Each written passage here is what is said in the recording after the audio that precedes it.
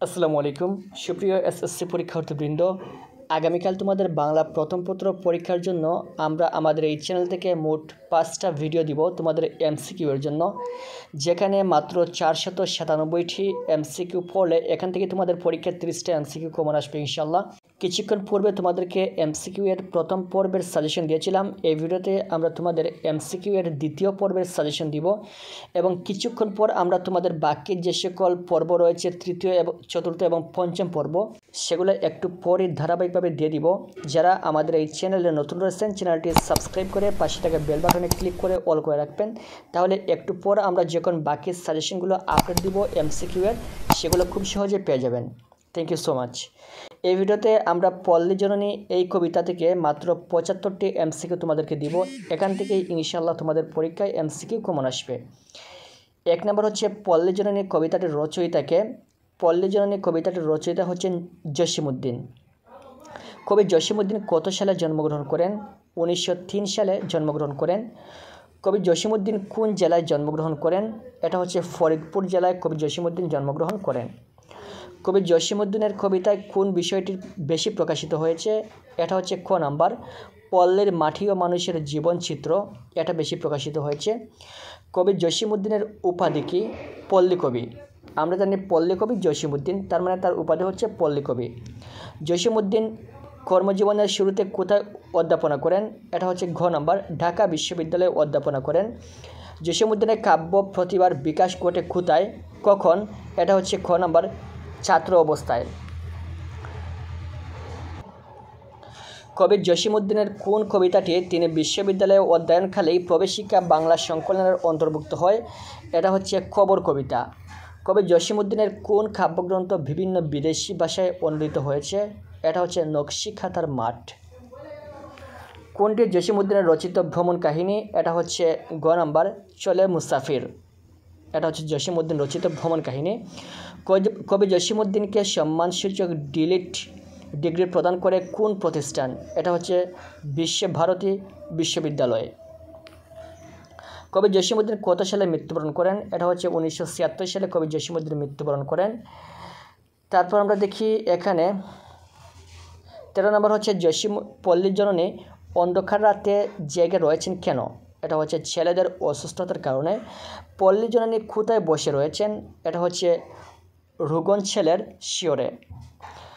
পল্লী জননী কবিতায় কোথায় নেবু নেবু দ্বীপ ঘুরে ঘুরে জ্বলছে?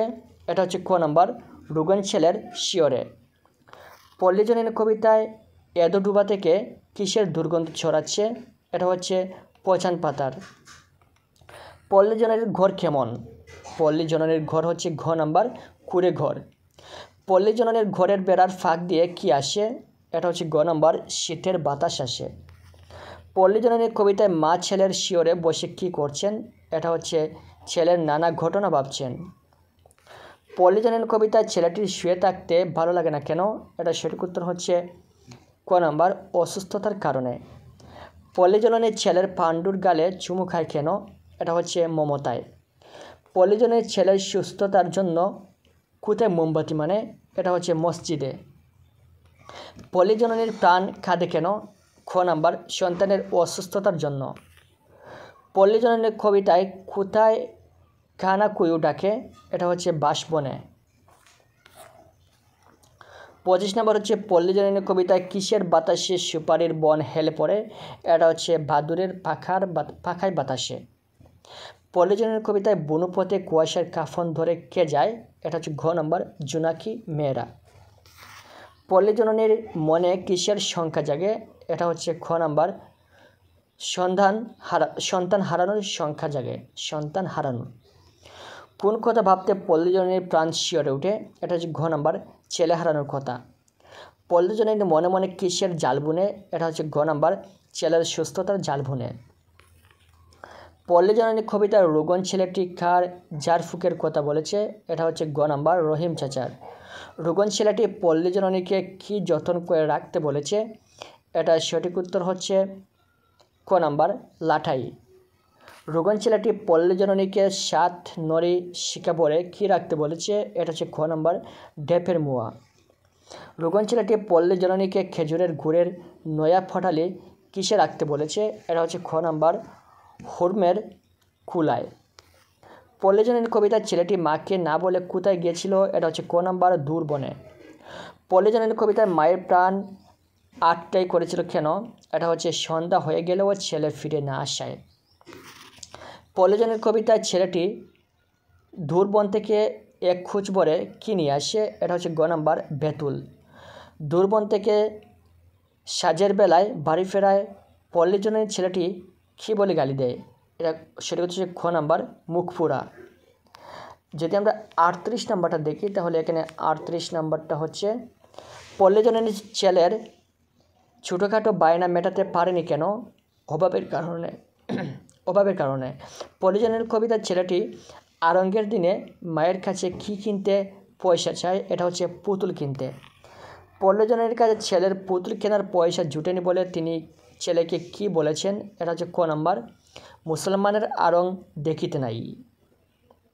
41 নম্বর হচ্ছে ছেলের অসুখে পল্লীজননী ঔষধ আনেননি কেন?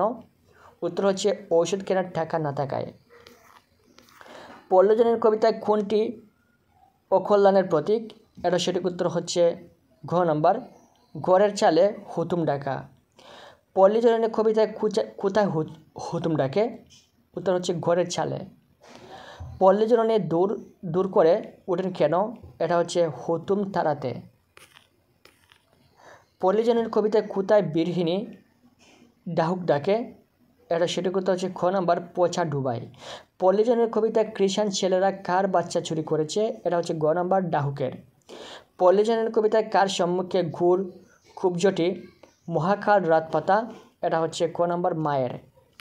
কিসের সাথে বুঝিয়া মাটির প্রদীপের তেল ফুরিয়ে এসেছে? এটা হচ্ছে আধারের সাথে। পল্লীজননীর কবিতায় নামাজের ঘর বলতে কী বোঝানো হয়েছে? এটা হচ্ছে ঘ নাম্বার মসজিদ। পল্লীজননী নামাজের ঘরে মোমবাতি মানেন কেন? ছেলের সুস্থতার জন্য। যদি আমরা 51 নাম্বারটা দেখি তাহলে 51 নাম্বারটা হচ্ছে পল্লীজননী কবিতাটি জসিম উদ্দিনের কোন কাব্যগ্রন্থ থেকে সংকলন করা হয়েছে? এটা হচ্ছে গ নাম্বার রাখালি কাব্যগ্রন্থ থেকে। পল্লীজননী কবিতা অনুযায়ী কার মতো মমতাময়ী আর কেউ নেই? এটা হচ্ছে খ নাম্বার মায়ের মতো। পল্লীজননী কবিতার মূল কথা কোনটি? এটা হচ্ছে গ নাম্বার অপত্য স্নেহের অনিবার্য আকর্ষণ। এখানে একটা উদ্দীপক দেওয়া রয়েছে, বহুপদী প্রশ্ন রয়েছে। পল্লীজননী রুগন ছেলের শিয়রে বসে রয়েছেন খ নাম্বার 1-3 সন্তান বৎসল্যের আকর্ষণে এবং সন্তানের ব্যাপারে উদ্বিগ্ন হওয়ায়। 55 নম্বর হচ্ছে পল্লীজননী কবিতায় মাটির প্রদীপ ঘুরিয়া জ্বলিয়া জ্বলে। এটা হচ্ছে ক নম্বর সঠিক উত্তর 1-2 বাতাসের কারণে এবং তেল ফুরিয়ে আসার কারণে। পল্লীজননীর ঘরের বেড়ার ফাঁক দিয়ে শীতের বায়ু আসে। এটা হচ্ছে ক নম্বর 1-2 পল্লীজননী দরিদ্র হওয়ায় এবং ঘুরে ঘরের বেড়া ভাঙা থাকায়। পল্লীজননী কবিতার ছেলেটি শুয়ে থাকতে চায় না কেন? এটা কারণ হচ্ছে ক নম্বর 1-2 একঘেয়েমি লাগার কারণে এবং স্বভাবসুলভ চঞ্চলতার কারণে। পল্লীজননী নামাজের ঘরে মোমবাতি মানে? এটা খ নাম্বার 1-3 সঠিক উত্তর সন্তানের সুস্থতা কামনায় এবং সন্তানের প্রতি অজানা আশঙ্কা করে। 59 নাম্বারটা আমরা যদি দেখি তাহলে 59 নাম্বারটা হচ্ছে ভালো করে দাও আল্লাহ রাসূল, ভালো করে দাও পীর চরণটিতে প্রকাশ পেয়েছে কি? এই চরণটিতে মূলত প্রকাশ পেয়েছে গ নাম্বার 2-3 পল্লীজননীর সন্তানের প্রতি ভালোবাসা এবং পল্লীজননীর হৃদয়ের আকুতি। 60 নম্বর হচ্ছে পল্লীজননী পরাণ শিয়রে উঠে খ নাম্বার 1-2-1-3 ছেলে হারানোর কথা ভাবলে এবং ছেলে সন্ধ্যাবেলা গড়ে না ফিরলে। 61 নম্বর হচ্ছে পল্লীজননী কবিতায় মায়ের প্রাণ আটটাই করে, কারণ হচ্ছে ঘ নাম্বার 1-2-3 ছেলে আরং দেখতে গেলে সাজ হলেও ছেলে ফিরে না আসায় ছেলের প্রতি ভালোবাসার কারণে। পল্লীজননী গরিব হওয়ার ফল হলো ক নাম্বার 1-2 ছেলের জন্য ওষুধ কিনতে না পারা এবং ছেলেকে আরং দেখতে নিষেধ করা। মুসলমানের আরং দেখিতে নাই পল্লীজননীর ছেলেকে একথা বলেছেন গ নাম্বার সঠিক 2-3 সংসারের অভাবের কারণে এবং পুতুল কেনার পয়সা জুটেনি বলে। পল্লীজননী ছেলের জন্য ওষুধ আনেনি, এর কারণ কি? খ নাম্বার 1-3 পয়সার অভাবে এবং সামর্থ্যের অভাবে। পল্লীজননী ঘরের চালে হুতুম ডাক শুনে দূর দূর করে উঠেন, কারণ কি? ক নম্বর সঠিক 1-2 হুতুমের ডাক অকল্যাণের কারণ ছেলের প্রতি অজানা আশঙ্কা করে। 66 নম্বর হচ্ছে পল্লীজননী কবিতায় পচা ডুবা থেকে ডাহুক ডাকছে। ক নম্বর সঠিক, এটা হচ্ছে 1-2 বিরোহিণী সুরে এবং কৃষাণ ছেলেরা তার বাচ্চা চুরি করায়। পল্লীজননী মনোকষ্টে ভোগেন। গ নম্বর 2-3 ছেলেকে পুতুল কেনার পয়সা না দিতে পারায়, ছেলের অসুখে ঔষধ কিনতে না পারায়। তারপর এখানে দেখেন একটা উদ্দীপক দেওয়া রয়েছে, রুকন প্রচণ্ড ঝড়ে বিছানাগত হয়ে যায়। এ অবস্থা দেখে তার মা উদ্বিগ্ন হয়ে পড়ে ছেলের অসুখ ভালো হলে মসজিদে মিলাদ দেওয়ার মানত করেন। উদ্দীপকে রুকনের সাথে পল্লীজননীর কবিতায় কার মিল বিদ্যমান? এটা হচ্ছে পল্লী মায়ের ছেলেটির। উদ্দীপকে রুকনের মায়ের সাথে মাঝে পল্লীজননীর যে দিকটি প্রকাশ পেয়েছে তা হলো খ নম্বর 1-3 সন্তান বাৎসল্য এবং 3 নম্বর হচ্ছে সন্তানের সুস্থতার জন্য ত্যাগ স্বীকারের মানসিকতা। এখানে আরেকটা উদ্দীপক রয়েছে, নিজাম কবিরাজ পানি পড়া দেয়। এলাকার বিভিন্ন মানুষের রোগের জন্য তার কাছে পানি পড়া নিয়ে আসে। তার জন্য নিজাম কবিরাজ কোনো টাকা নেয় না, শুধু পানিতে 2-3 ফু দিয়েই বলে এতে সকল রোগ সেরে যাবে। পল্লীজননীর কবিতার আলোকে বলা যায় উদ্দীপকের নিজাম কবিরাজ পল্লীজননীর কবিতার কোন চরিত্রের প্রতীক? এটা হচ্ছে খ নম্বর রহিম চাচা। উদ্দীপকের নিজাম কবিরাজের মতো লোকেরা, এটা সঠিক উত্তর হচ্ছে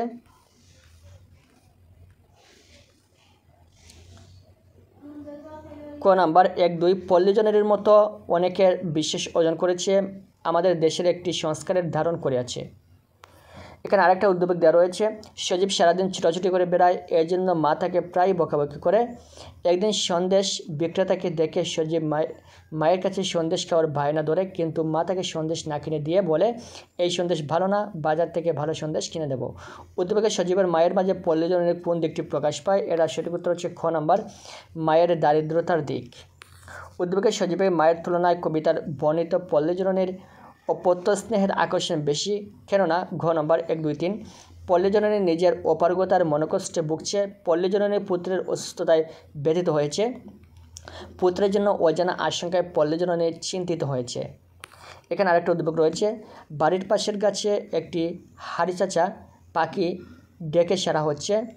সকিনা এই পাখির ডাক শুনে শিহরিত হয়। সে মায়ের কাছে শুনেছে হাড়িচাচা ডাকলে নাকি বাড়িতে কুটুম আসে। উদ্দীপকে পল্লীজননী কবিতার কার সাদৃশ্য লক্ষণীয়? এটা হচ্ছে রুগন ছেলেটির। সবশেষ 75 নম্বর হচ্ছে উদ্দীপকের ঘটনাটি পল্লীজননী কবিতার যে দিকটি ধারণ করে, এটা হচ্ছে ক নাম্বার 1-2 পল্লী মানুষের জীবনচিত্র এবং পল্লী মানুষের প্রকৃতি নির্ভর বিশ্বাস। আশা করি বুঝতে পেরেছ। একটু পর আমরা তৃতীয়, চতুর্থ এবং পঞ্চম পর্বের এমসিকিউ আপলোড দিব। সব পরবর্তী 3টা পর্বের এমসিকিউ পাওয়ার জন্য চ্যানেলটি অবশ্যই সাবস্ক্রাইব করে রাখবেন। Thank you so much.